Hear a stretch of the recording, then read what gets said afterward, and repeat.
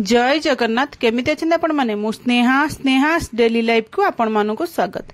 आपण माने एठी देखि परथिबे मु आज क्षीर गईठा बनैछि। ए क्षीर गईठा आपण माने देखले जानि परथिबे हमर गईठाडा केमिति पूरा गोटा गोटा अछि आ पूरा सिजिछि आ बहुत बढ़िया टेस्ट मध्ये देखो पूरा बहलिया भी क्षीर भी अछि किंतु गईठाडा पूरा गोटा अछि।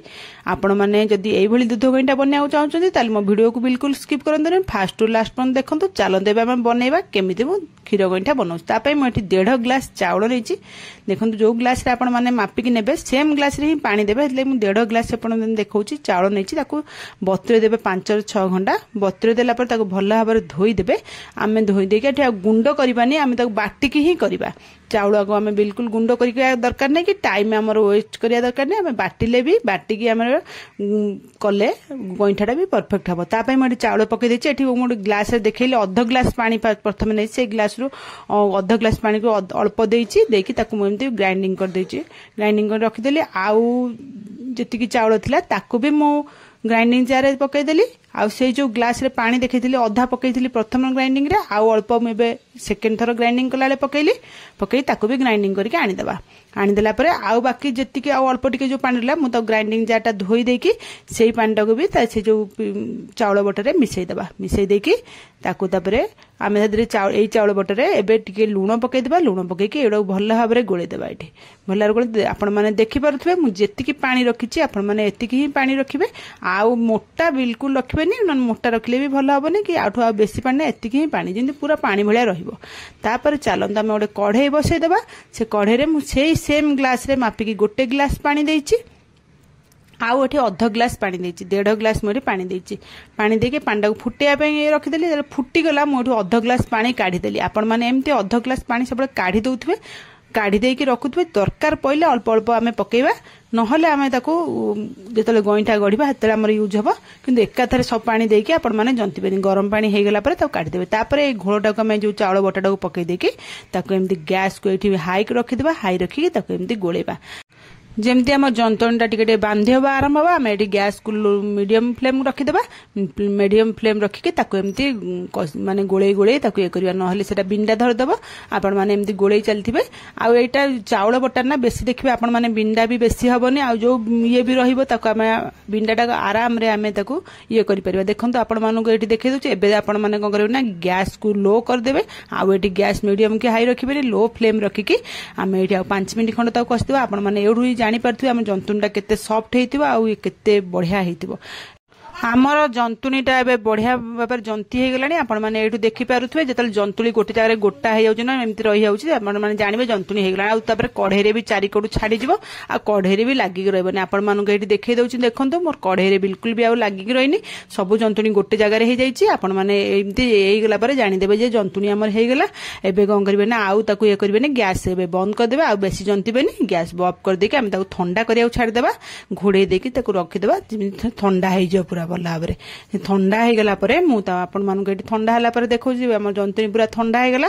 एठी मु जंतुनी की गोटे जगह को काढी देबा। काढी देके हम टिके दळी देबा। ताको दळी हमर ताटी बिंडा बिल्कुल भी रहिबोनी। आपण माने थरे एबली करी देखिबे बिंडा जम्मा रहिबोनी। किंतु आपण माने एम्ति दळी देले ना आउ टिके भलो रहिबो। आ गरम पानी हाथ हेकी आपण माने दळी दे। आपण माने एठी देखि पारुथबे हम जंतुनटा केते सॉफ्ट हेछि। आपण माने हाथ मारी आपण मानु देखौ देखंतु केते नरम हेछि। आपण माने एई भल टाइप रो जंतुनी जंतंतु पिठा पई मंडा पिठा हो कि गईठा पिठा हो जोत पई जंतिले भी हमर जंतुनी परफेक्ट हबो। पिठा भी बढ़िया सॉफ्ट आ बढ़िया पिठा हबो।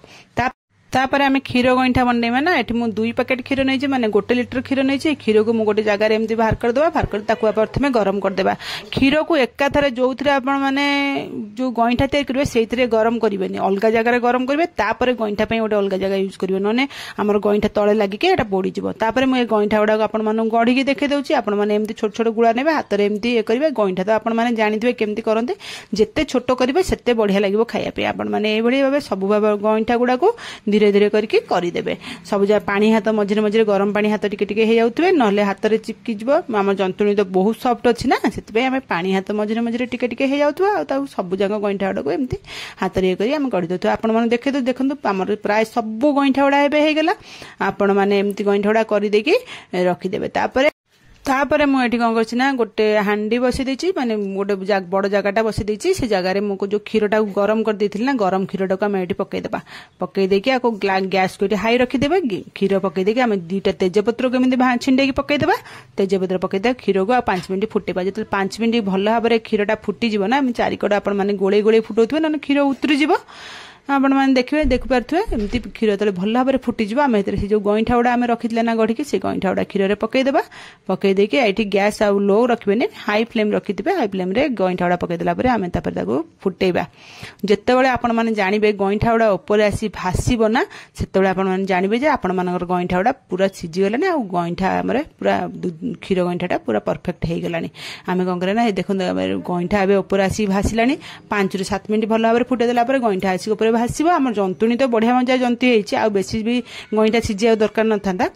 आम से टाइम लुण टिके पकईदेवा चीनी मुझे आप देखिक 150 ग्राम चीनी पकई आपने देखिक आप मीठा अनुसार चीनी पकेबे चीनी आ लुण पकईदे गोले देकी फुटिया छाड़देवे चीनी आ लुण पकईला आउ 5 मिनट भल कर फुटेदेवे जमी चीनी क्षीर गईठा भितर सब जंग भल भाव में मिसीज मुझे गोटे नड़िया रखी कोरिकी से नड़िया कोराटा पकई दूसरी नड़िया कोराटा पकईदे गोलेदेवा नड़िया कोरा पकईला बेसी समय फुटेबेनी आउ 2 मिनट 3 मिनट फुटेदेले आमर हो बहुत हो आ बेसी फुटिया दरकार नड़िया पकईकी मुझे 3-4टा गुजराती नहीं छेचीदेवे जदि आपण मैंने ग्राइंडिंग रे भी गुजराती गुंड कर रखिथे ताकू भी ग्राइंडिंग कर पकई पारे छेचीदेवे अल्प तो मुझे छेची छेचीदेकी यही गुंडा को आम पकईदेवा पकईदेकी गैस ऑफ करदे घोड़ेदेवा घोड़ेदेकी छाड़देवा देखंतु एबे आमर गईठाटा पूरा रेडी हो गला आपण मानक ये देखई पारुछि 5 मिनट खंड घोड़े छाड़देला आम देखिए यहाँ केमती घोड़े 5 ରୁ 10 मिनट छाड़देवे जो हल्का ठंडा हो ना आपण मैंने गईठा गुटाक आपण देखो देखो केते सुंदर आमर गईठा है केते बहलिया हो जाइए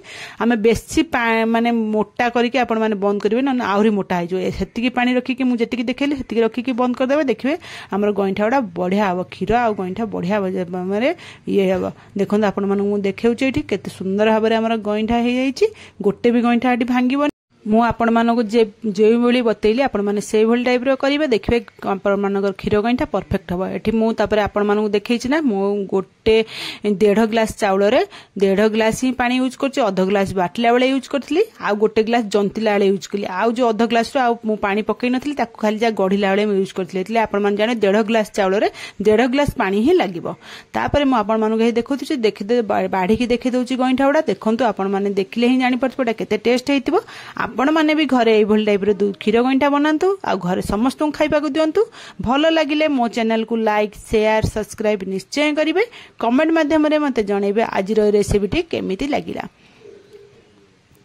आमर तो एबे गईठा रेडी हो आम जाऊँ खाइबू आपण मानक चामच रे मु बाहर कर देखो देखुवे ये केते माने हेची बढ़िया माने मोटा बेसी नुह कि बेसी भी पानी नुह जेमिति परफेक्ट हवा कथा पूरा परफेक्ट हेची आ गईठा गुड़ा भी बढ़िया भाव में सीझाई